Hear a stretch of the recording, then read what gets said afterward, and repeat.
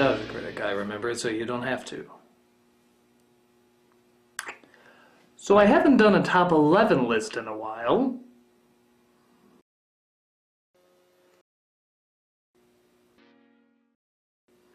And so I thought I would do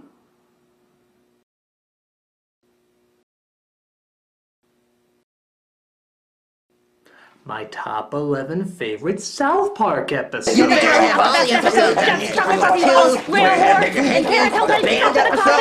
band episodes in there, and all the characters. Stop! Just gonna tell you right now, straightforward, there's a very strong chance that I will not have your favorite South Park episode on this list. And you know what? Who can blame me? It's fucking South Park! And that's really quite an accomplishment. With most shows people love, fans can usually pick their top 15 or even 20. But with South Park, it's like top 30 or top 50. That's how many good episodes there are. And with them making their way up to their 17th season, they show no sign of getting less clever, less raunchy, and most importantly, less funny. They always know what subject to tackle, how to tackle it, and how to get the biggest laugh. But inevitably, we have to ask which ones are the best. Which ones stand out with the best jokes, best parodies, or even best messages. They're tough to sort out, but I think I figured my top 11 favorite. Why top 11? Because I like to go one step beyond.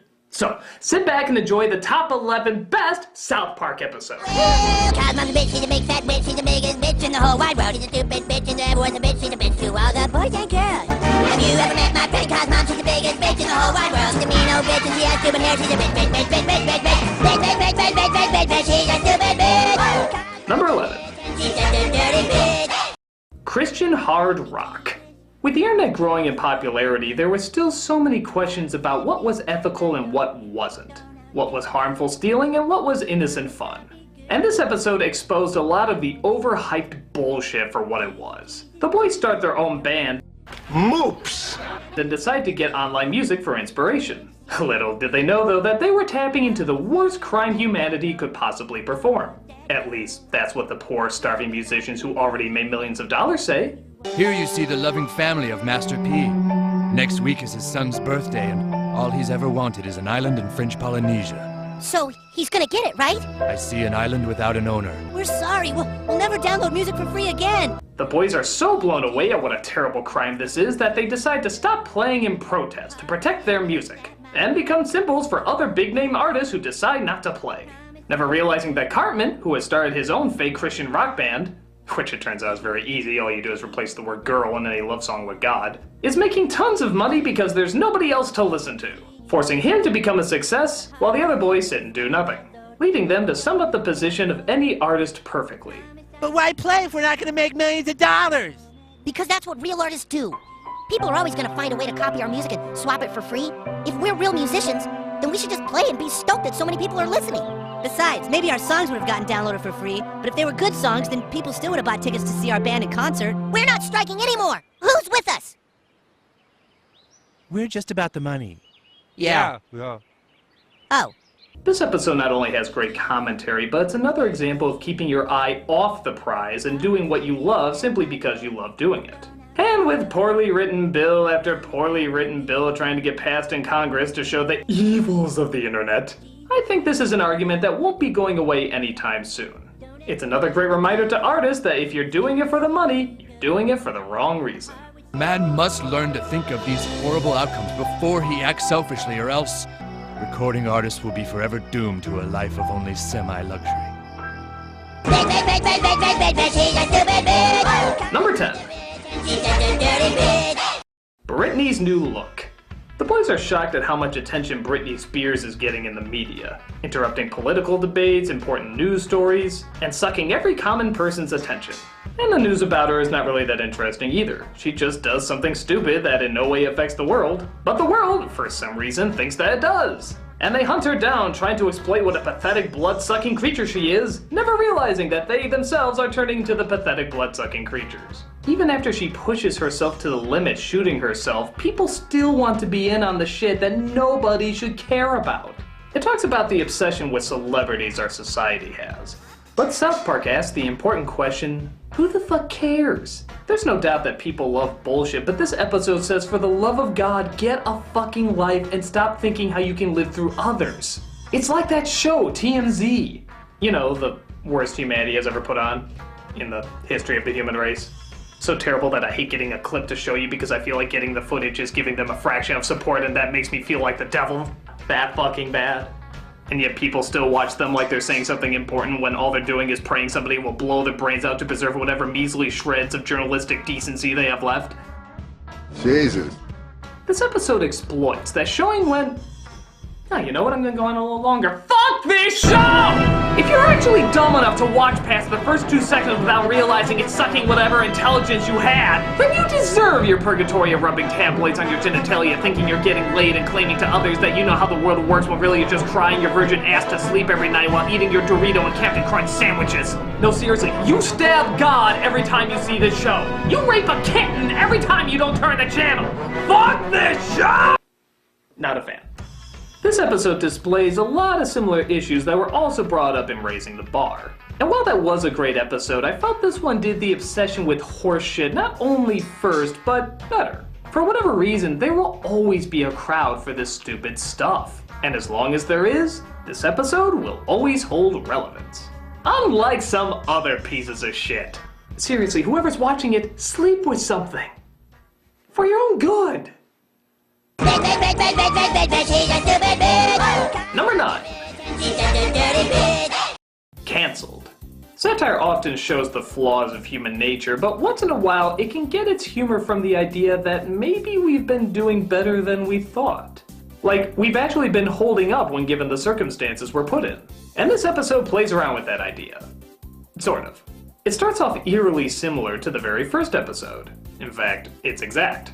That wasn't a dream, Cartman. Those were visitors. No, it's just a dream. My mom said so. Visitors are real. Wait a minute. This has all happened before. Yeah, this does seem really familiar. But then they realize they're reliving the same events as before and discover that the aliens who implanted the satellite in him from the first episode have returned. This, of course, raises the question, why was the satellite there to begin with? Well, it turns out Earth is part of an intergalactic reality show. The idea revolving around what happens when various people and animals all live on one planet. Our planet is just a reality TV show? Well, you don't think the whole universe works the way Earth does, do you? No! One species, one planet. There's a planet of deer, a planet of Asians, and so on. We put them all together on Earth and the whole universe tunes in to watch the fun! This immediately creates conflict, violence, drama, which of course equals entertainment. But the problem is people are suddenly made aware of its existence. So because of the fear of it not being as fun anymore, the show is in danger of being cancelled, resulting in Earth's destruction. So the boys had to convince the aliens that mankind is still violent, still crazy, and still has the need to keep world peace as far away from them as possible. So they can be renewed for another season and the Earth doesn't have to be destroyed. They had to promote the worst of humanity in order to save the best of humanity. Not only is it a great callback to the first episode, but it's also both the most optimistic and pessimistic combination you can imagine, turning the mere act of existing into a form of business and entertainment. This episode shows clearly not only what's good TV, but what keeps it good TV. I'm sure you'll see that if you give our world time, it will become even more outrageous and violent. Number 8. Pokemon. Let's face it, whether you love Pokemon or just didn't fucking understand it, there was no ignoring the impact that it was having.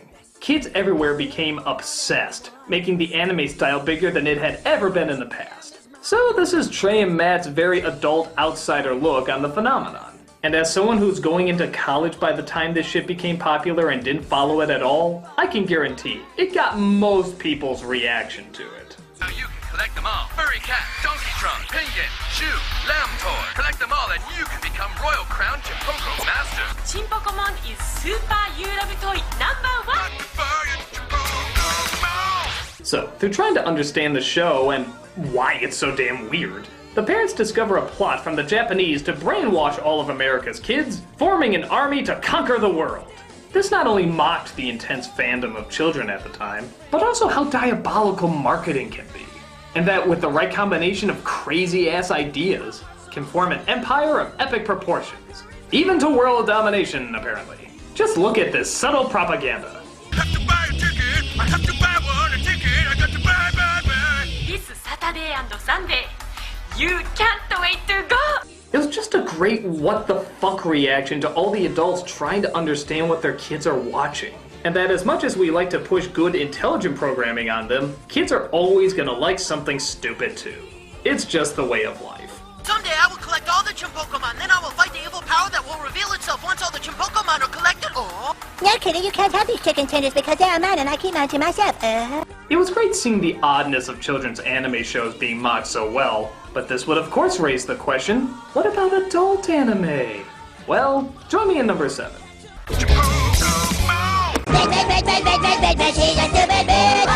Number 7.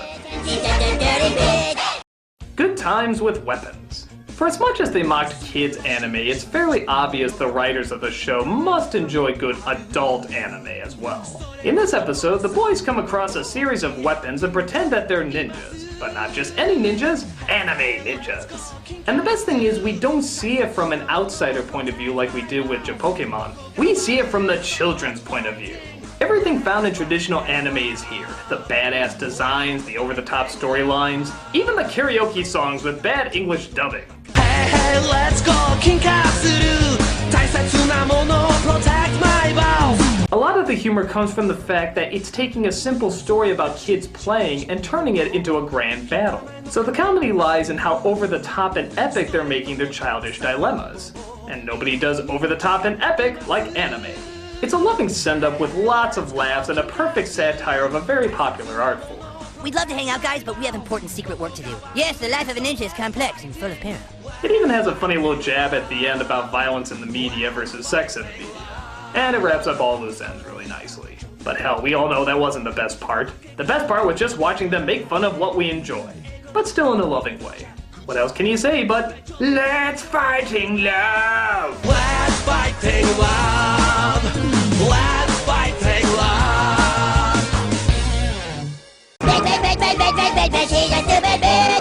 Number 6. Make love, not Warcraft. At the height of the online role-playing game craze, South Park took a look at one of the most popular, if not the most popular RPG ever, Warcraft. The boys all discover Warcraft and become instantly hooked. The only downside is there's one player out there who has spent God knows how many hours building up his experience points, making him the most powerful character in the game, allowing him to kill and bully whoever he wants. This pisses off the boys to no end.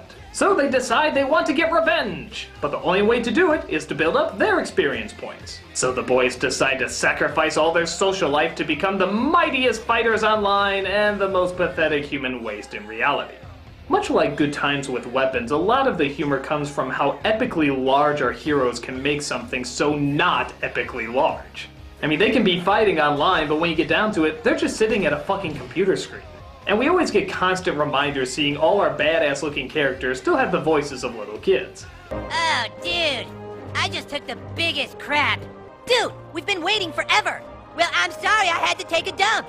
Another great thing about this episode is that so much of it is done in CG and actually acquired the help of Blizzard Entertainment, the company that created Warcraft. Again, like Good Times with Weapons though, the episode mocks the material as well as its fans, but also shows the appreciation for it too. It acknowledges why the game is so popular and how it can become so addictive. It just shows what happens when the addiction can go too far. Whoever this person is, he has played World of Warcraft nearly every hour of every day for the past year and a half. We are dealing with someone here who has absolutely no life. How do you kill that which has no life? But it still shows it as fun. And even though people can take it to ridiculous extremes, there's still something very enjoyable about it. Dad, how did you get that? No time! Just take it! Here! How do you hand something from one player to another? Bring up your inventory screen. Control-I. Okay. So again, we have sort of a loving tribute, obviously taking a few punches here and there. I don't have a World of Warcraft account, do you? No, I have a life. But still enjoying the fact that something so mundane can be turned into such a huge adventure. It has a perfect understanding of the fans, the material, and even the idea behind the material. Hey, if even Blizzard can acknowledge how funny it is, it must be doing something right. No! I don't want him to start over at the graveyard! No! Ah! God damn it! Number 5. Passion of the Jew.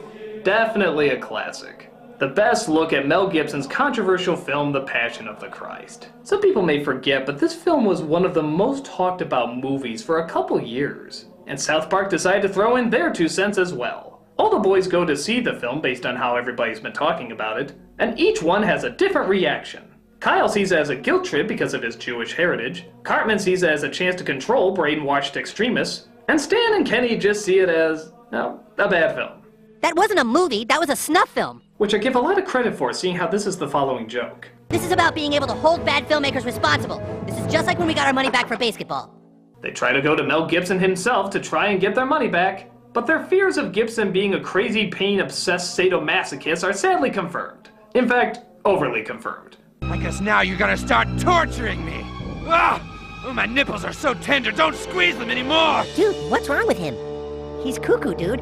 It addressed every issue that people talked about with the film. Anti-Semitism, Jewish guilt, the overuse of violence, religious extremes, focus of faith, and just how batshit insane Mel Gibson is, even before it was commonly known today. It seems like this episode was trying to do what most of their episodes tried to do. Mock over-the-top extremists by using, ironically, over-the-top extremes. But their extremes served as a mirror to all the other complainers, saying, hey, if you're gonna preach something, make sure it's something that's good. Or, as they say it, if you want to be Christian, that's cool, but you should follow what Jesus taught instead of how he got killed.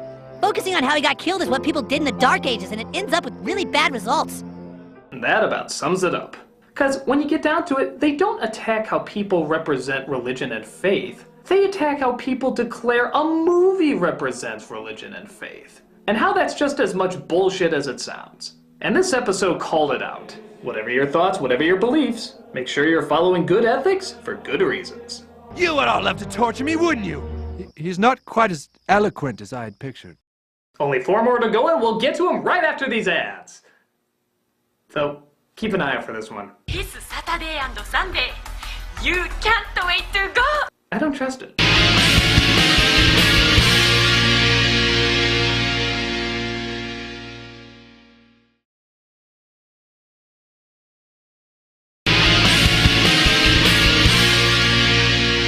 Is it wrong to count 3 episodes as 1? Fuck it, I'm doing it anyway. Let's move on to number 4. Number 4. The Coon Trilogy. Yeah, even though the Coon made a few appearances before, you all know which episodes I'm talking about. The Cthulhu episodes. That's right, this is a 3-parter, with episodes Coon 2 Hindsight, Mysterion Rises, and Coon vs. Coon and Friends. They're split into 3s and for good reason. So much happens that it needs to be split into 3, but they still flow perfectly as one. The trilogy starts with Cartman as a superhero character called the Coon, being thrown out of his superhero group Coon and Friends because, well, he's Cartman and he's a pain in the ass. But as luck would have it, a BP drill goes AWOL again and accidentally unleashes Cthulhu. But don't worry, they apologize for it. We're sorry. We're sorry. Sorry. Cartman takes his chance to befriend Cthulhu and take his revenge out on his friends. While that's happening, there's epic drama going on with one of the team members, Mysterion, trying to discover his origin. There's also great appearances from characters like Captain Hindsight, Professor Chaos, and of course, Mint Berry Crunch. Mint Berry Crunch! Where do I begin with this episode? Not only does it satirize everything from comic books to anime to current events to fucking Chuck Jones cartoons, but it surprisingly also stands on its own as a very good story, at least from a comedic standpoint. There's good twists, mysteries, and reveals all throughout the 3 episodes, even down to which kid is playing which superhero. Even that gets a huge laugh. And sometimes, as with Mysterion, it ties into the story. The exposition at the end about one of the characters' background is so funny and so unexpected, it's impossible not to laugh your ass off. The way it can act so large when such silly, ridiculous stuff is going on is an epic comedy marvel. It blends styles and mixes genres to create its own little epic. I know many people would probably prefer the Imagination Land saga, and yeah, that was pretty funny too, but this one seemed to have a more defined look with harsher shadows and backgrounds, and also, in my opinion, just funnier jokes and more character. Out of all the really big, action-packed episodes they've ever done, this one not only seemed the biggest, but the best put together. It had action, it had drama, it had questions, it had answers. It left everybody satisfied. The one very important question remains. Why the hell isn't there a Mint Berry Crunch cereal? Seriously, it advertises itself. Can we get a Kickstarter for this? Number 3. Woodland Critters Christmas. I actually talked about this on my top 11 Christmas specials of all time list, so I won't talk in too much detail about it. Partly because so much of the humor does rely on how many twists and turns it throws at you. The special centers around Stan, who one Christmas comes across a series of talking animals called the Woodland Critters. They're excited because Porcupiney the Porcupine, isn't that a great name, is giving birth to the Lord and Savior. And honestly, I should just stop right there. If I was to talk any more about the story, it would give away great reveal after great reveal. And needless to say, every single one of them gets a huge laugh.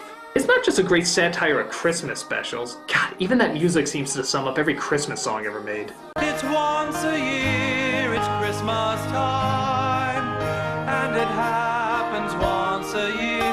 It's once a year at Christmas time, when we hear about how Christmas only comes once a year. But as stories go, this one is probably the best written. There are so many surprises around every corner, and each of them gets funnier than the last. And every single time you think they're done with the comedic payoffs, they always have at least 5 other ready for you.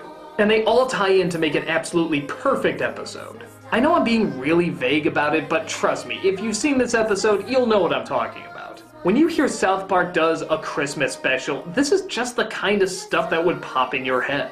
Shocking, dark, in bad taste, but also so unbelievably funny. Again, I'm sorry I can't go into more detail like I did the other ones, especially seeing how it's so high up on the list. But I really do believe that the reveal of the humor is that good. And I simply don't want to ruin it for you. It's one of my favorite Christmas specials for that very reason, and I think it's some of South Park's greatest writing.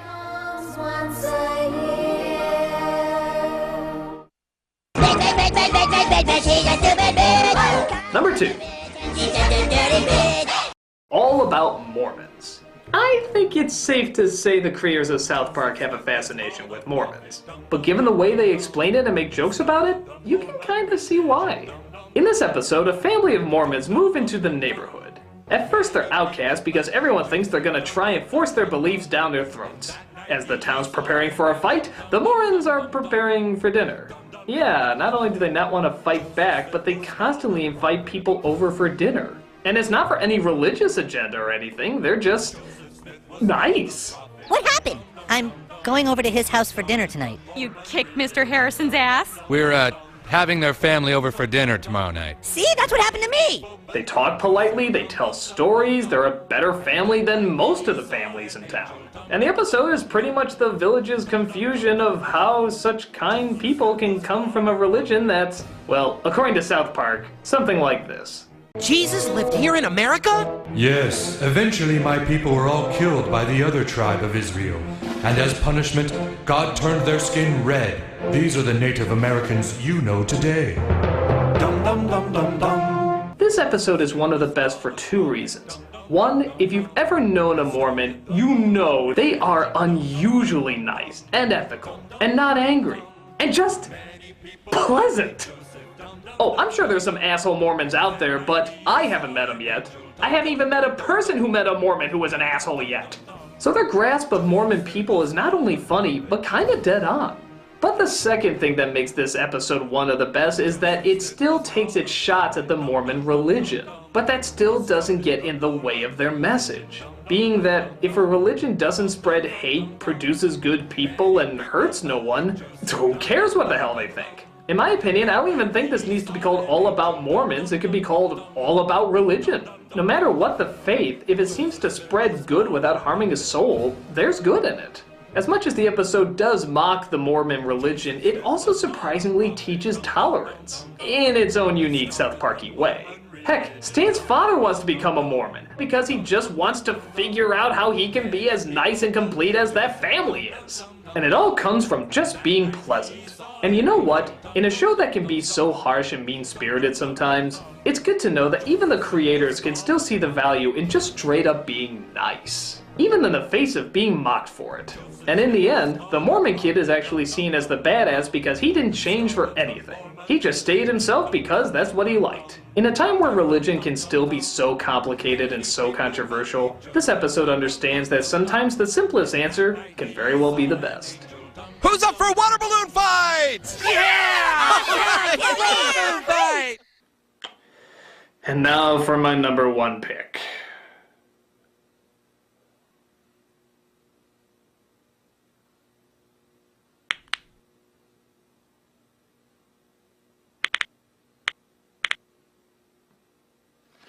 Keep an open mind. The number one best South Park episode is Osama bin Laden has farty pants. Hold it! Let me explain the reason why I think this is the best episode. It's not the funniest episode. It's not the smartest episode.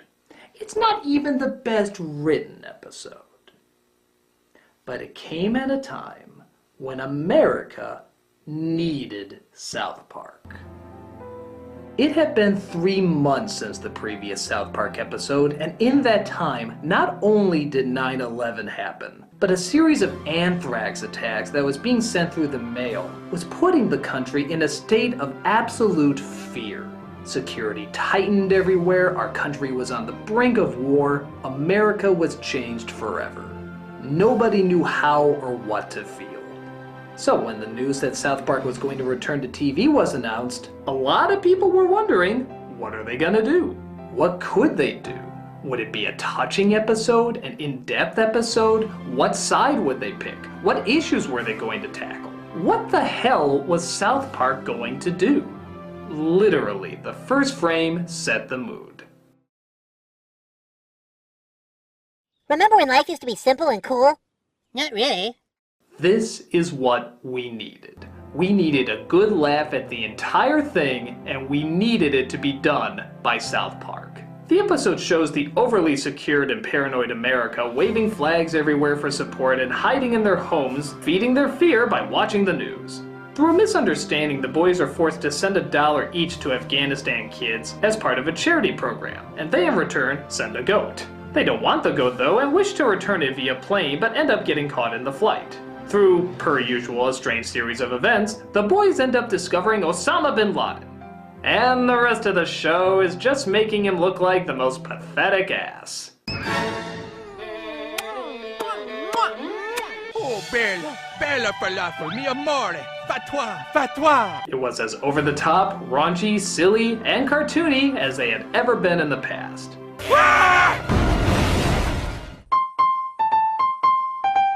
Oh! I got him! I got him! Everybody was talking about it the next day. Did you see that episode of South Park? Wasn't it hilarious? That was just what I needed. God, I'm glad they're still so funny.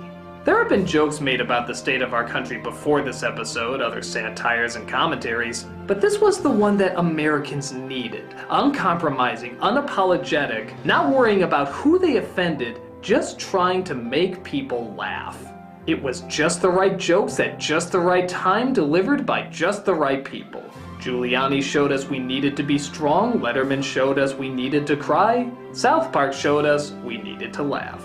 I'm not gonna say it changed everything or erased all our fears that we had before, but a good comedian knows the power of laughing and how important it is. It not only makes you feel good, but it can help you out through some of the darkest moments of your life. And in one of America's darkest moments, this helped a great deal. It helped us in only the strange ways South Park can help us, by not backing down to anything and just doing what they thought was funny.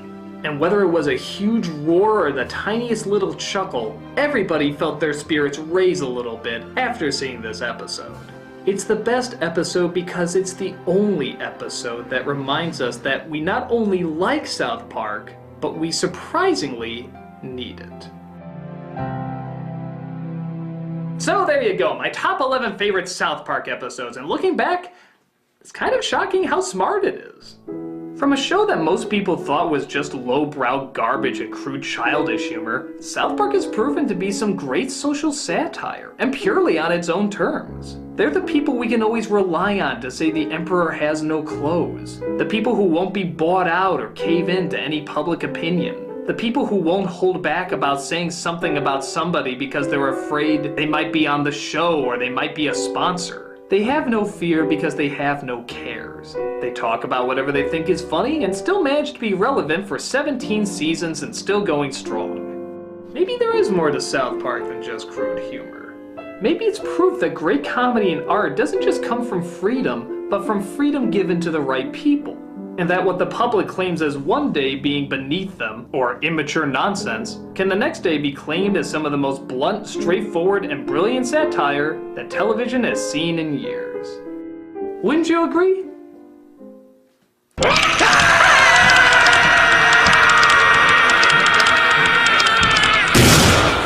your fucking dick holes, you donkey raping shit-eaters! Go outside into the sun and get laid!